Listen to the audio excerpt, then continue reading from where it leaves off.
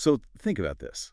What if I told you that uh, intentionally leaving a chip shot short just to give yourself what feels like an easy uphill putt is actually mathematically destroying your scorecard? Oh, totally. Or, that grabbing a wedge from the fringe is, according to modern AI and launch monitor data, one of the absolute most reckless decisions you can make on a golf course. Right. I mean, it challenges basically everything traditional golf culture has fed us for decades. It really does. For the longest time, the short game was just so romanticized. We all pictured players out there trusting this mystical feel. Yeah, the whole visual coaching thing. Like, you're supposed to just tap into some innate magic and hit these impossible high-flying flop shots. Exactly. But welcome to today's deep dive, where we are completely stripping away that romance. We really are. Because the modern game is, well, it's undergoing this massive evolution. Yeah. We're aggressively moving away from that feeling-based guesswork. Right. It's all shifting toward measurable performance systems now. We're talking 3D motion capture, biomechanics, kinematic sequencing, and the cold, hard data of scoring. It's a total paradigm shift. Yeah. And that's the mission for our deep dive today. We're pulling from an exhaustive, evidence-based report on short game strategy. Which is such a great source, by the way. Because elite instruction today, it's not just swing tips, it's a complete performance ecosystem. Yeah, combining movement science, AI-supported coaching, and cognitive psychology. And we want to show you how to apply these statistical realities to lower your scores right now. Because the short game, it really is the ultimate low-hanging fruit. You fix a mechanical leak here using this modern tech, and that 85 rapidly becomes an 81. Oh, instantly. But, to build that high-performance system, we kind of have to start by dissecting the anatomy of an absolute score killer. You mean the disaster chip? The disaster chip. We have all been there. Like, I want you to visualize this scenario for a second. You've had a decent drive, right? Yep, feeling good. You strike an okay approach, Yeah. but maybe the wind catches it, and you miss the green. So you're sitting there 25 yards out in the light rub. Standard shot. Right. You grab your 60-degree wedge, you take a swing and chunk, you just dig the club straight into the turf. Painful. The ball moves like 3 feet. You aren't even on the putting surface yet. It's soul-crushing. It really is. And the source data here, which comes from massive AI-driven testing across all handicaps, it isolates this exact scenario as the primary destroyer of momentum. Really? Just that basic 25-yard shot. Yeah. A highly meaningful portion of these standard chip shots just completely fail to reach the green. And on the flip side, the other common miss is the bladed shot. Oh, where it rockets over the back of the green into the bunker. Exactly. And both of these misses create what the data calls the dreaded double chip pattern. Okay, let's unpack that. Because a double chip, it basically acts like reverse compound interest on your scorecard. That's a great way to put it. I mean, you're looking at an easy par, maybe a bogey at worst if you two-putt. Right. But you chunk that first chip, and instantly you're staring down a double or triple bogey. And it's not just the score. It spikes your heart rate. It completely alters your nervous system regulation. Right, it destroys your mental momentum for the next hour. You're just fuming on the next tee box. And that emotional volatility is exactly why modern tournament preparation uses biometric tracking now. The analytics dictate a very rigid set of priorities. So what's the hierarchy there? Well, your primary objective, above absolutely everything else, is getting the ball safely onto the putting surface. Period. Just get it on the dance floor. Right. Your secondary objective, which only activates once that first safety requirement is mathematically assured, is improving your proximity to the hole. Green first, pin second.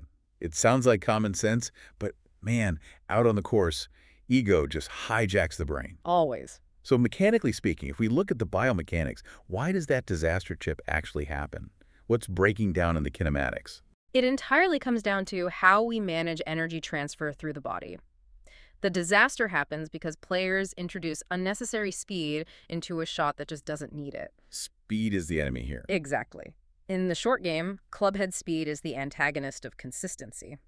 When you increase the speed of the clubhead, you drastically magnify any strike errors. Wait, walk me through the physics of that. Like, why does speed inherently create that much volatility? Think about the impact geometry and 3D motion capture. If you make a slow, controlled motion and your kinematic sequence is a little off, say you miss the sweet spot by a millimeter, the ball might go 18 yards instead of 20. Okay, so the variance is contained. Right.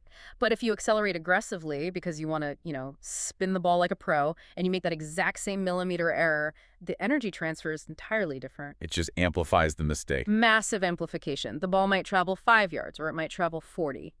High speed demands absolute tour-level mechanical perfection. Wow, so less speed equals less variance. Exactly. The modern AI-supported coaching cue here focuses on a high percentage baseline. Keep it low, keep it slow, keep it basic. It's like driving a car, right? If you're rolling at 10 miles an hour and you scrape a curb, you just scuff your tire. Sure. But if you hit that exact same curb going 80 miles an hour, the car flips over. Speed turns a mistake into a disaster. That is a perfect analogy. And that physical reality leads directly into how we should be selecting our clubs around the green. Right, which brings us to rule 2. Because traditional golf wisdom always says, the second your ball leaves the green, you grab a wedge. Yeah, learn to chip from the fringe. But modern launch monitor data absolutely rejects that. The numbers heavily favor the putter, don't they? Overwhelmingly. The source lays out this really compelling benchmark called the 10% rule. Right, I love this part of the report. It's fascinating. Basically, if you are off the green, a statistically good result is leaving the ball within a distance equal to 10% of the total length of the shot. So if you're staring down a 30-foot shot from the fringe, your goal is to leave it within 3 feet. Exactly. And achieving that 3-foot proximity from 30 feet away is just significantly more probable with a putter than with a lofted wedge. Well, okay, let me push back on that a little. I've watched players try to putt from the fringe, and sometimes they leave it 10 feet short because they misjudge the grass. Sure, friction is a variable. Right. So wouldn't a wedge give them better distance control there? It's a fair question, but we have to look at ground reaction forces and the complexity of the movement. Okay, how so? Well, the mechanics of a putting stroke are incredibly basic. Your weight is stable, the ground interaction is minimal, your margin for strike error is massive compared to a wedge. Because you aren't fighting the turf. Exactly. Even if you misjudge the fringe slightly with a putter, your bad putt usually ends up inside 8 feet. A bad wedge shot, it might not even make it to the fringe. That makes total sense. Yeah. So the decision matrix is, if the ball can roll cleanly, use the putter. Okay, I'm with you on a clean lie. But let's introduce some of that friction you mentioned. What if the grass is unpredictable? Like a shaggy lie. Yeah, say it's late in the day, the fringe is shaggy, maybe it's a little damp, or the grain is growing aggressively against you. The standard putter is going to get stuck. Right, the ball will just die halfway to the hole. So how does a player using this modern data-driven system adapt without going back to that risky wedge shot? This is where modern coaching gets really brilliant. You don't abandon the biomechanical safety of the putting motion, you just make an equipment adjustment. The hybrid chip. Yes, rule 3, the hybrid chip. Meaning you literally grab a hybrid or maybe an 8-iron and you swing it exactly like a putter. Mechanically, yes. It is a putting stroke utilizing a longer, heavier club. That feels like cheating almost. It's just smart physics. When you're dealing with sticky grass, the friction coefficient is too high for a standard putter. The ball loses kinetic energy way too fast. But you need more force behind it. Exactly. You need more energy transfer, more juice through impact. But remembering our earlier rule, we refuse to generate that energy by swinging a wedge faster. Right, because speed brings back the disaster volatility. Yeah. So how do the actual setup mechanics for this hybrid chip work? It's a very specific setup versus impact relationship. You take your hybrid, stand slightly closer to the ball than normal, and physically choke down on the grip until it matches your putter length. Okay, getting closer to it. Then you adopt your standard putting stance, your standard putting grip, and you execute a normal putting motion. Hang on, though. Taking an 8-iron or a hybrid and standing over it with a putting grip? That sounds incredibly awkward. Doesn't that invite you to just blade the ball? It feels unconventional at first, for sure, but let's look at the kinematics. By using your putting grip and stance, you are locking out your wrists. Oh, taking the hands out of it. Completely removing wrist hinge and club face rotation. The low point of your swing arc becomes highly stabilized. That makes sense. And the longer shaft and heavier mass of the hybrid provide that necessary kinetic energy to just cleanly cut through the sticky grass. So it pops up just enough to clear the bad grass, and then rolls out like a putt. Exactly. All without ever introducing the violent speed of a traditional chip. You get the clearance of a locked-in club with the safety profile of a putter. That's A brilliant. saver. But let's push this performance ecosystem to its limit. Even with a hybrid, a putting motion requires ground to roll on. Sure. What happens when there's a bunker between you and the pin, or a massive sprinkler head? You are forced to put the ball in the air. When flight is mandatory, we transition to Rule 4, the stock chip. But even here, the modern data says the highest percentage design is a low flight combined with a lot of roll. So you're still trying to get it out of the air as fast as possible. Exactly. Get it back on the ground so it interacts predictably with the turf. And the source outlines a very specific cause and effect setup for this, right? It's not about feeling it. It's about engineering the setup so the body naturally produces that low launch. Right. The posture dictates the outcome. You position the ball middle to back in your stance. You shift your pressure forward, anchoring your weight onto your lead leg. Lead leg pressure is huge in modern biomechanics. Huge. And crucially, you maintain that pressure throughout the entire motion. Minimal weight shift, minimal wrist hinge. It's a simple motion driven by the rotational mechanics of your chest, not flicking your hands. And the beauty of this system is how you control distance. You aren't completely reinventing your technique for a 15-yard shot versus a 25-yard shot. No, the swing stays the same. I always think about it like how a cyclist shifts gears. When you hit a steep hill on a bike, you don't suddenly invent a brand new way to pedal your legs. Right, that would be exhausting. You maintain the exact same reliable rhythm, and you let the gears handle the change in terrain. That translates perfectly to AI-supported golf instruction. You establish a repeatable motor pattern, that weight-forward, rotational motion, and you let the loft of the club dictate the flight-to-roll ratio. So if you need it to fly 20% and roll 80%, you use an 8-iron. Yep. And if you need it to fly 40% and roll 60%, you drop down to a pitching wedge. The player performs the same reliable kinematics, and the technology of the club does the complex work. And the guiding metric here is the 50% rule, right? Even when carrying an obstacle, you calculate your landing zone so the ball rolls for at least half its journey. Because flying the ball all the way to the pin is a massive mathematical risk. It demands perfect launch monitor conditions, perfect spin rate, perfect attack angle. Relying on roll is just significantly more predictable. Okay, so we have this incredibly robust mechanical system now.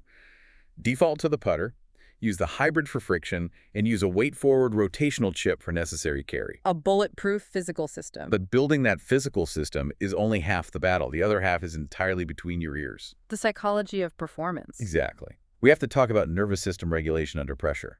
Because what happens when the golf course puts you in a terrible situation and that system gets tested? You mean the short-sighted lie? Yes. Rule 5.